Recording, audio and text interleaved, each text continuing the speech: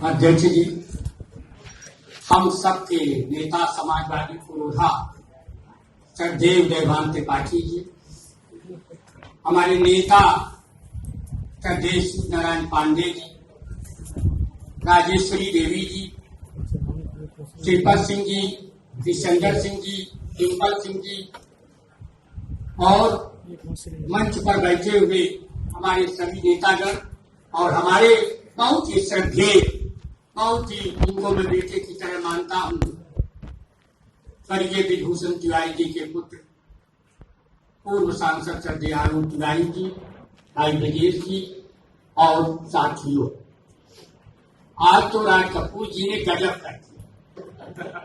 हमारे तमाम बुजुर्गवार बैठे हैं, ये इनकी अपनी श्रद्धा है, इनका प्यार है कि इन्होंने मुझे मुख्य अतिथि कर दिया। मैं ऐसा नहीं मानता कि जनेश्वर मिश्रा जी के कार्यक्रम के लिए मैं मुख्य बनूं, जहां उदयभान त्रिपाठी जी जैसे, नारायण पांडे जी जैसे लोग बैठे। साथियों, आज हिंदुस्तान की राजनीति बड़ी डगमग है, विचारों से लैस नहीं है। हमारे एक मित्र ने कहा कि आप इतने संकट में रहते हो लेकिन चेहरे पर मुस्कान रहती है, और मैं इतनी बड़ी जगहों पर हूं, मंत्री रहे हो। लखनऊ में बात हो रही थी तो उन्होंने कहा कि मैं तो मंत्री रहा हूं लेकिन मेरे चेहरे पर उदासी रहती। मैंने कहा मेरे भाई, मुझको 64-65 में जब मैं सेंट्रल न्यूज कॉलेज शास्त्र में पढ़ता था, शासन का महामंत्री था, हमारे मित्र रविंद्र सिंह थे, अध्यक्ष थे, छात्र सम्मेलन था, चला गया मैं इलाहाबाद में, वहां विभूषण तिवारी जी शासन के अध्यक्ष थे इलाहाबाद विश्वविद्यालय के। उन्होंने एक सम्मेलन बुलाया और उस सम्मेलन में तिवारी जी का भाषण जब हुआ, विद्वान व्यक्ति थे, डॉक्टर लोहिया के विचारों पर थे, डॉक्टर लोहिया ने किताब लिखी उनके ऊपर। उनका जब भाषण हुआ तो मैंने पूछा कि तिवारी जी आप बहुत अच्छा बोले, कहाँ के रहने वाले? उन्होंने कहा यार हम भी तो बस्ती के ही हैं, तुम्हारे जिले के हैं, सेंट्रल न्यूज कॉलेज में तुम्हारे चुनाव में मैं भाषण देने गया था लेकिन मुलाकात नहीं हुई। दूसरे दिन जनेश्वर जी का भाषण सुना मैंने। जनेश्वर जी संघर्ष के कोख से पैदा हुए थे, गरीब परिवार होने के बाद भी, गरीब परिवार में पैदा होने के बाद भी उनकी सोच बड़ी थी, उनका सपना बड़ा था, उनका संघर्ष बड़ा था। और जब हम लोग उनका भाषण सुने तो एक मन में बहुत ही एक इच्छा जगी कि ये तो बहुत बड़े नेता हैं, इनके सानिध्य में जाना चाहिए। उन्होंने कहा राजमणि समाजवादी बनोगे तब समाजवादी युवजन सभा।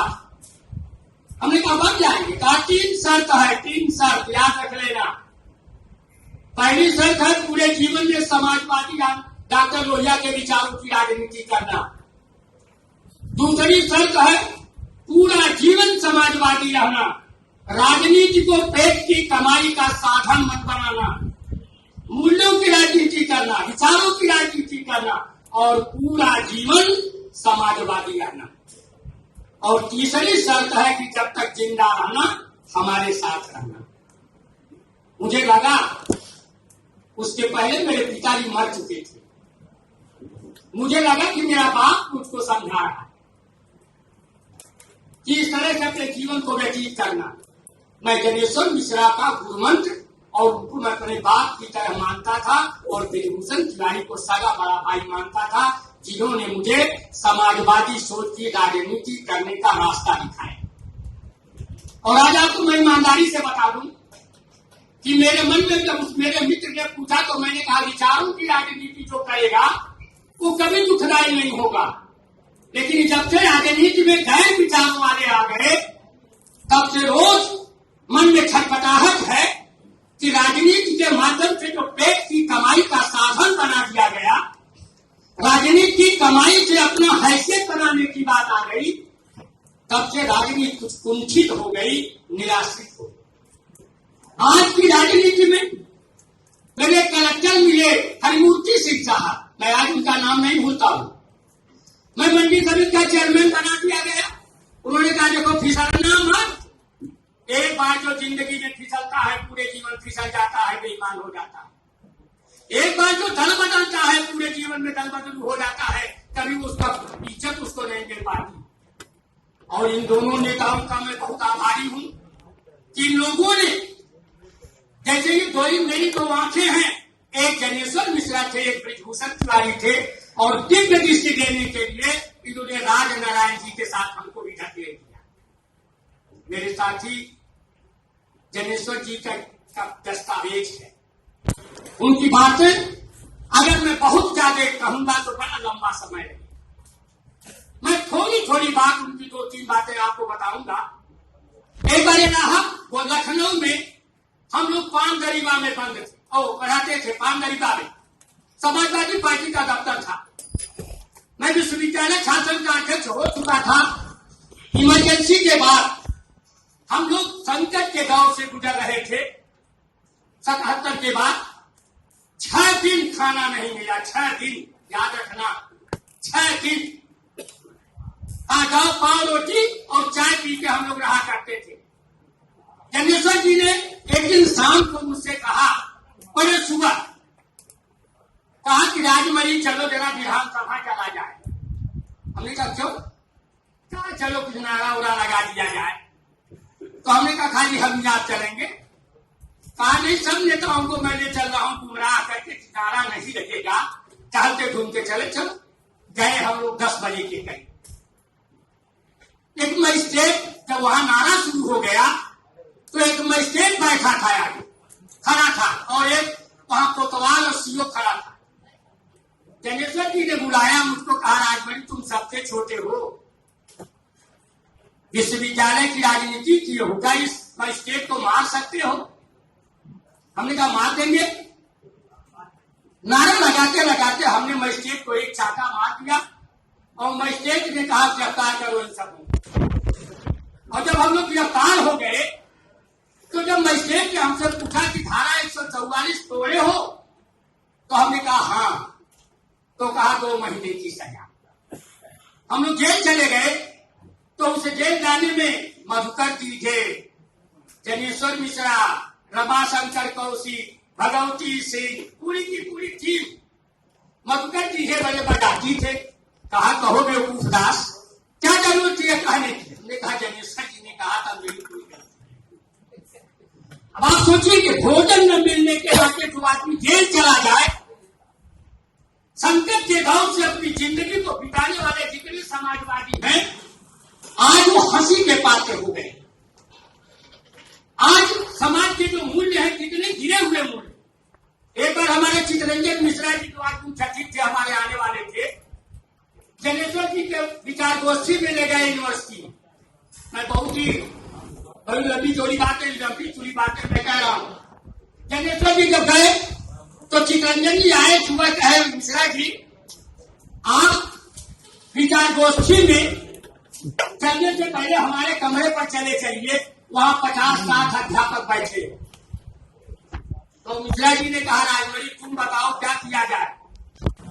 मेरे मुंह से निकल गया, डॉक्टर साहब आप कितनी तनख्वाह पाते हो? उन्होंने कहा 70,000। हमने कहा आपके घर कोई नौकर है क्या? उन्होंने कहा हाँ। हमने कहा उनको कितना पैसा देते हो? कहा 1500। हमने कहा 2 घंटा पढ़ाते हो 70,000, और जो 5 बजे सुबह से 11 बजे रात तक आपके घर काम करता है उसको 1500। डॉक्टर साहब यही लमसम आपके हर टीचर लोगों का होगा। मेरा एक निवेदन है आपसे, आप जाके उस कर्मचारी, उस 1500 वेतन भोगी जो आपका नौकर है, उसकी समस्या को देखो। वो भी किसी माई का लाल होगा, वो भी पढ़ा लिखा नहीं, बेचारा गरीबी में आज वो इस तरह आपकी हाथ कर रहा है। मेरे भाई जनेश्वर मिश्रा जी ने कहा चितरंजन जी सुन लिए, अब मेरी सुनो। देखो समाज में जो व्यक्ति अपने से गरीब को देखता है वही असली समाजवादी होता है। अपने से बड़े को आप देखोगे तो आप भ्रमित हो जाओगे। आज हमारी कमी क्या है? आज हम एमएलए एमपी को देखता है, एमपी मिनिस्टर को देखता है, मिनिस्टर प्रधानमंत्री को देखता है, बड़े बड़े पूंजीपतियों को देखता है, लेकिन अपने से गरीब लोगों को जिस दिन आप देखोगे, अगर खाना खाते समय आप ये सोचो कि आपके खाना खाने वाला कोई गरीब भी व्यक्ति है जिसको सूखी रोटी मिल रही है तो आपको आपका भोजन बहुत अच्छा लगेगा। शाम को आप जिस मकान में रहते हो, आप उस मकान में बैठने के बाद शाम को ये सोचो कि कोई सूखी में भी रहता है, कोई और भी फुटपाथ पर सोता है। अगर आप उसके बारे में सोचो तो आपको वो घर बहुत अच्छा लगेगा। आप जा रहे हो फॉर्च्यूनर गाड़ी से जा रहे हो, आप जा रहे हो बड़ी बड़ी गाड़ियों से जा रहे हो, आप कभी पैदल चलने वाले लोगों की दिक्कत को भी सोचो तो शायद आपको गाड़ी पर चलना अच्छा लगेगा। मैं हाथ जोड़ के निवेदन करना चाहता हूँ जनेश्वर मिश्रा की इस बात को याद रखने की जरूरत है कि अगर आपको अपने जीवन में सुख पाना है तो अपने से गरीब लोगों के बारे में सोचो, उनकी समस्या के बारे में सोचो। वही अच्छा समाजवादी है जो हमेशा अपने नीचे से गरीब लोगों के बारे में सोचता है। ये जनेश्वर जी का विचार। जनेश्वर जी पूरे जीवन आलोक जी बैठे हैं, चंद्रभूषण मिश्रा जी बैठे हैं, ये सब पुराने उदय भान जी से बड़ा कोई आदमी नहीं होगा जो अपने वेतन आप उनको आसान मत समझ रहा है। पूरी जिंदगी में वो जो वेतन पाते थे वो जनेश्वर मिश्रा राजारायण जी को, विभूषण जी को दिया करते थे। अपने वेतन का एक पैसा कभी अपनी जिंदगी में उदय भान जी ने नहीं खर्च किया। ये समाजवादियों का सहयोग था। और राजनारायण जनेश्वर मिश्रा जी के बारे में आप याद कर, कभी वो सिल्क का कुर्ता नहीं पहनते थे। मेरा हाथ का प्रेशर हुआ था। जनेश्वर जी बैठे, हमारा लड़का बैठे पीछे आ गए और हमारा दामाद था, ये लोग बैठे थे। जनेश्वर जी, हमने कहा कि रात में जनेश्वर जी को टेलीफोन मिला हो। जनेश्वर जी को टेलीफोन मिला, उन्होंने कहा डॉक्टर साहब से बात कराओ, 10:30 में कैसे आऊं, मैं हवाई जहाज से नहीं चलता। तो आप सोचना कि कितना बड़ा लोगों का दिमाग। खाना न मिलने पर जेल, हवाई जहाज से न चलना, और सिल्क का कपड़ा इसलिए नहीं पहनते थे कि हमारे गरीब कार्यकर्ता सिल्क का कपड़ा नहीं पहन पाते। अभी हमारे अजीब ने मंगल देवता की बात है। मंगल देवता जैसे हमारे जैसे हर जिले में जनेश्वर मिश्रा के 10-5 लोग हैं थे जिनको वो हर महीने 1000-2000 रुपया देके उनका खर्चा चलाते थे। आज उसको बहुत तकलीफ होती है। जनेश्वर मिश्रा और विभूषण तिवारी जी के न रहने पर, राजनारायण जी के न रहने पर पार्टी के छोटे कार्यकर्ताओं को कोई पूछने वाला नहीं। किसी गरीब कार्यकर्ता को कोई भी बड़ा नेता प्यार नहीं देता, और अगर पैसा भी देता होगा तो इसलिए देता है कि हमारे चुनाव में जरा मेहनत करेगा इसलिए पैसा दे देता। लेकिन उसकी मुफलिसी, उसकी गरीबी, उसका दर्द, उस पर नहीं कोई पैसा देता है, उसकी गरीबी को नहीं कोई ध्यान करता है।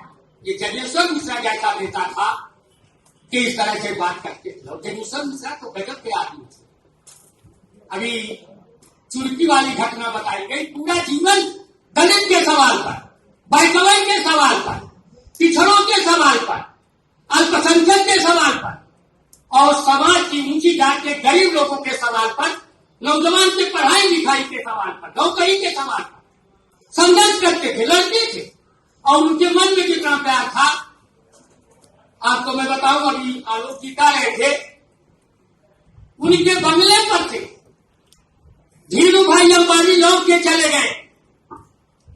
उनके चुनाव में धीरू भाई अंबानी ने हराने के लिए 7.5 करोड़ रुपया खर्च किया, चले गए।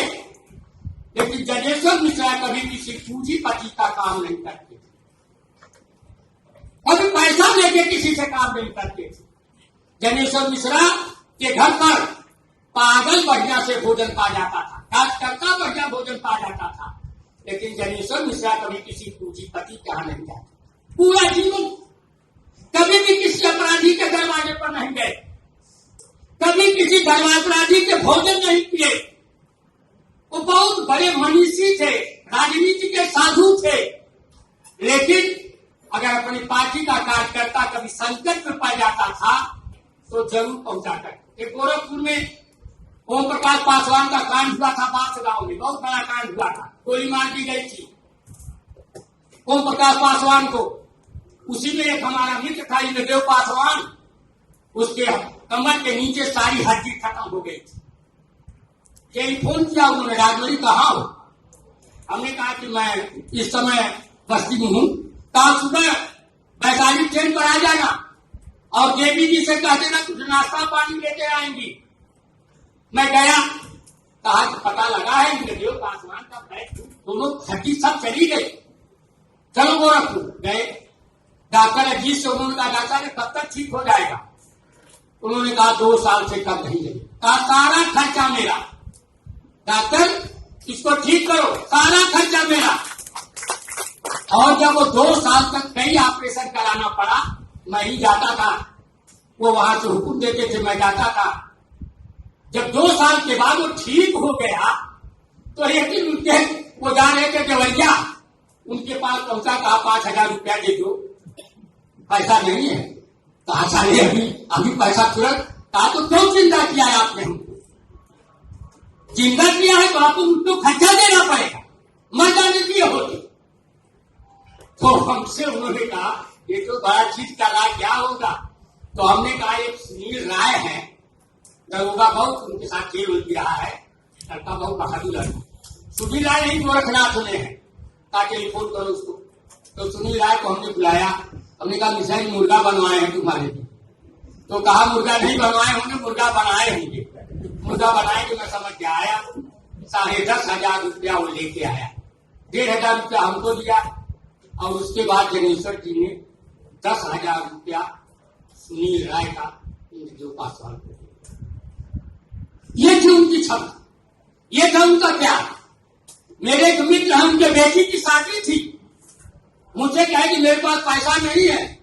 मैं मिश्रा जी से कहा चले गए चंद्रशेखर सिंह के पास, कहा हमारी पार्टी का कार्यकर्ता है यार, इसके पास पैसा नहीं, 5 लाख रुपया इसकी लड़की के तिलक में देना। चंद्रशेखर ने कहा तुम्हारी तबियत बहुत खराब है, तुम क्यों यहाँ चले आए? कहा इस लड़के के लिए आया। 4 लाख रुपया चंद्रशेखर जी ने दिया, कहा इसके लिए आदमी लो, कहाँ से दोस्त आते? उन्होंने कहा चलिए एक आदमी है, आप मान लीजिए देगा। तो इस तरह का प्यार रखते थे मेरे साथी। और मुलायम सिंह जी के पक्के था, जब तक संकट पड़े नेताजी तब तक उन्होंने मुलायम सिंह का साथ मजबूत किया। मुलायम सिंह जी हम लोग मेले थे, सरकार थी, मुलायम सिंह जी गए राजीव गांधी से मिलने। राजीव गांधी ने 1 बजे रात में कहा कि जाकर के आके धवन से मिल लो। जब नेताजी आए तो मुलायम सिंह जी ने जब कहा जनेश्वर जी से, तो जनेश्वर जी ने कहा कि मुलायम सिंह जाकर के सत्यनारायण रेड्डी गवर्नर है, इस्तीफा दे दो, कांग्रेसी बड़ा बेईमान होता है, कल सुबह सरकार गिरा देगा। हुआ वही। तो समाजवादी पार्टी के गठन में भी जनेश्वर जी भाई के साथ खड़े थे। मुझे याद है कि जब जनेश्वर जी की मृत्यु का दिन आया, बहुत पीछे बाद बड़े बीमार पड़ गए थे, तो एक दिन मैं गया, सनातन पांडे हमारे मित्र हैं, बलिया के मेले थे, उनके घर हम तिवारी जी गए। तो उन्होंने कहा कहाँ है आप? कहा अरे यार हम तो चले आए हैं सनातन पानी के यहाँ, तुम लोग चले आओ। गए तो हमसे कहे कि कहाँ हो गए सनातन पानी के यहाँ? को कहा तुमसे बड़ी बात करनी। हमने कहा क्या? कहा देखो हो सकता है हमारी तुम्हारी मुलाकात हो। मैं कल इलाहाबाद के प्रदर्शन में रहूंगा, कल तुम भी बस्ती के प्रदर्शन में रहना, लेकिन याद रख लेना जब तक जिंदा रहना मुलायम सिंह और कुलभूषण तिवारी को मत कभी मत छोड़ना, पूरा जीवन समाजवाद में बिता देना। राजनीति को कभी भी गंदे नजरिया से मत देखना, मूल्य की बात करना।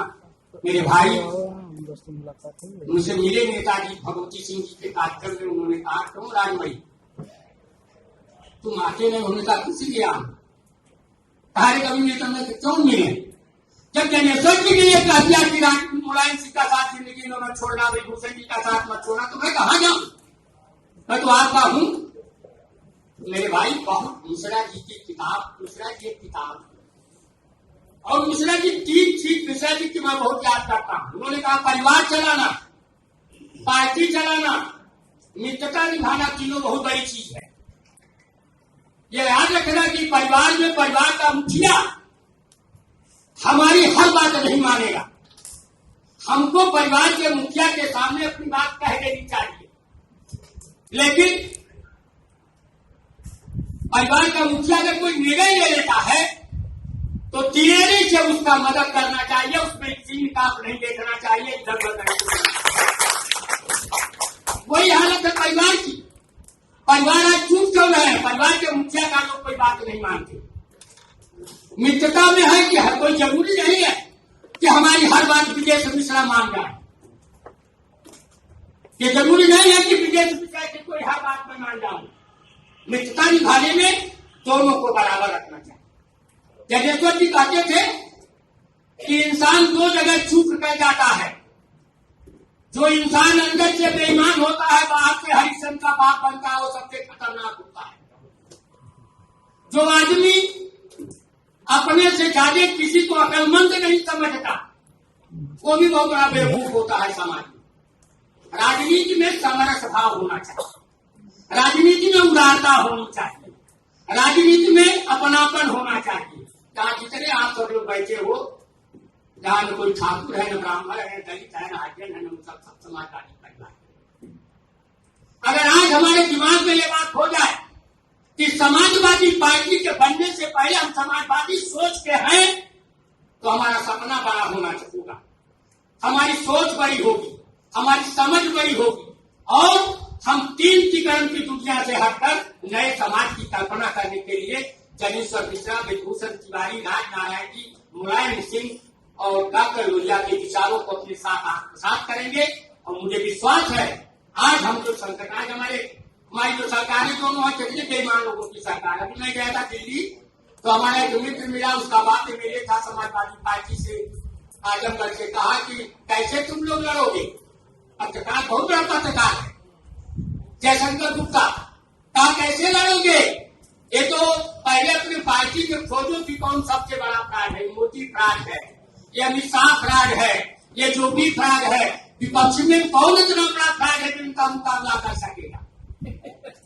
ये सब के सब सीधे सीधे जम्मू कश्मीर में सरकार चलाओगे मिलकर के मुसलमानों के साथ, नवाज शरीफ के यहाँ जाओगे मुसलमानों के यहाँ, नवाज शरीफ के यहाँ जाओगे और यहाँ सब मुसलमानों को गाली दोगे। एक सफल एक संग नहीं हो ही गुलालू, अथक थकाई फुलाई गालू।